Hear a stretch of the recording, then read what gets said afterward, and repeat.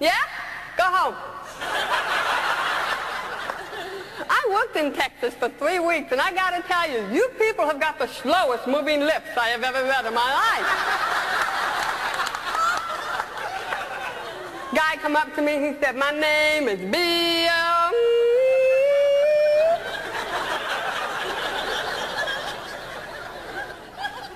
Bill?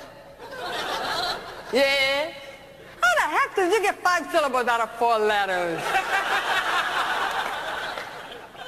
When I was born RH negative. Doctors told my family, quote, that I would be a slow learner, and I was in a school for retardation for 2 years before they found out it was just a hearing loss, and they called me slow.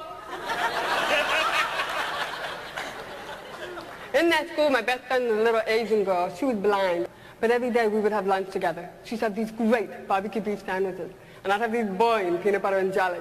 So every day we would exchange lunch. Now, what I didn't realize until I got older, she never saw me exchange those lunches.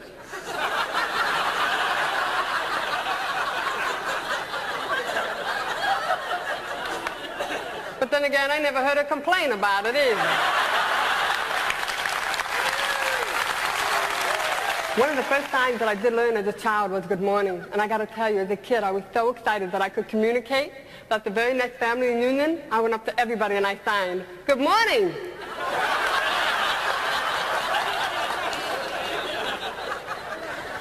I guess you can say they're not morning people. Then they found out today that I had started giving me hearing aids and I started learning how to talk. So as far as they were concerned, I was fixed. They sent me back to public school. I was in public school in 4th, 5th grade. I stole money. I stole candy. I stole things from my house to take to school to give to the other kids because I wanted them to like me. So I'm in school and I'm saying, hi, you would like me to be my friend? I just want to be accepted. I wanted to be a part of something. Everybody wants to be accepted, a part of something. So I stole, and I would give stuff away. I couldn't understand anything in the classroom. Teachers would have their back up against the blackboard. I couldn't hear what they were saying. By the time one kid would say something, I go to look for their lips, another kid's lips were moving. I was totally lost. I graduated from high school with a 1-point average. I didn't know what to do with my life. I was so lost and so confused for so long. So by the time I was 20 years old, I tried committing suicide 5 different times. Now, there are going to be some things I'm not going to be successful at. And there's not a day that goes by where I don't thank God for letting me fail at least 5 different times. When I was 20 years old, I was laying on a beach sunbathing. A lifeguard Jeep ran me over. Talk about not knowing what your job description is. The Jeep ran over my face, stomach, chest, side, and back. I was laid up for 5 years. I died at the scene of the accident. I saw life after death. At least I believe I did. When it happened to me, when the Jeep ran over my face, I opened my eyes and I saw the bottom of the Jeep. And I could see the 2 rear wheels coming at me. And all I could think about is I need to protect my head. So I went to put my hand up above my head, and unfortunately when I did that, the rear wheels took my elbows and took me and turned me.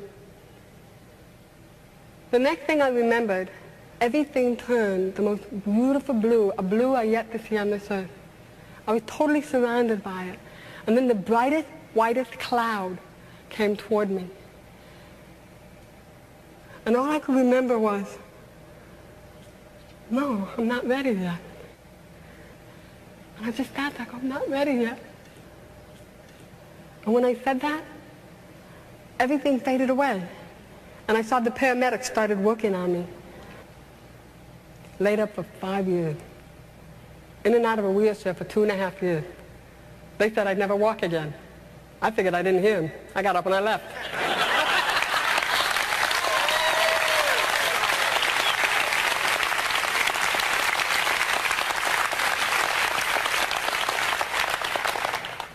I'll never forget the day I got up out of intensive care, and they had me in a wheelchair by the window, and I yelled at God.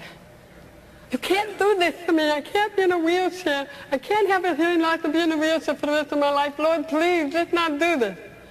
And I said, you know, when I thought about coming back, you didn't tell me about this. I worked really hard to walk. I used to join the YMCA and I'd swim. Something told me that if I kept swimming, eventually my legs would follow with me. Either that or drag behind, I don't know, one or the other.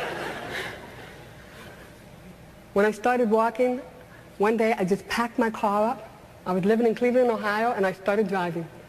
I ended up at the Pacific Ocean. I looked at the ocean, I looked at the car, and I said, darn, I ain't going any further, am I? I ended up in California. When I was 27 years old, I got diagnosed with cervical cancer. And after a while, you get a little upset. So I sit in there, the doctor said, we'll have this surgery. I went in, I had this surgery. 6 months later, I get a phone call, Kathy, we didn't get it all. I didn't know what to do. I was in my apartment, pacing the floor.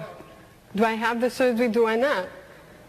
I mean, I spent the first 20 years of my life trying to commit suicide. I finally died, and then I decided to stay.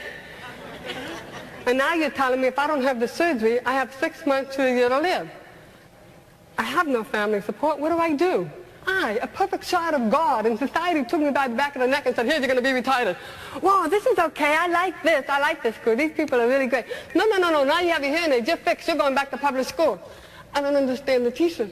The teacher has her back turned to me. The kids are making fun of me. No. Now you're going to be in a wheelchair for the rest of your life because you got run over by a Jeep. God, please don't forsake me like this. I can't live like this. No. Now I'm going to give you cancer, and I'm going to give you 6 months to a year to live. This is where I learned how to say, no. Hear this. How dare you say I cannot talk? How dare you say I cannot walk? How dare you say I cannot have a life?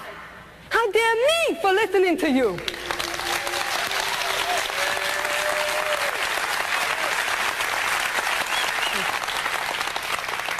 I decided to take control of my life, take charge of it. I changed my diet. I changed my attitude.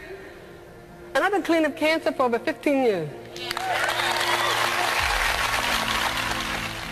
The gift of choice. It's a gift that's given to you that nobody can take away from you. You have unlimited choices. If you make the wrong choice, you can try to correct it with another choice to make it right. Your life is the most precious gift you'll ever have. And it's the only one you have. You'll come into this world alone, you will leave alone. Who you meet in between is the challenge of how you deal with your life. Remember, no matter how bad something is in your life, it has a time limit. And women, we know we can drag something bad on forever. But also remember, no matter how good something's going on in your life, that too has a time limit.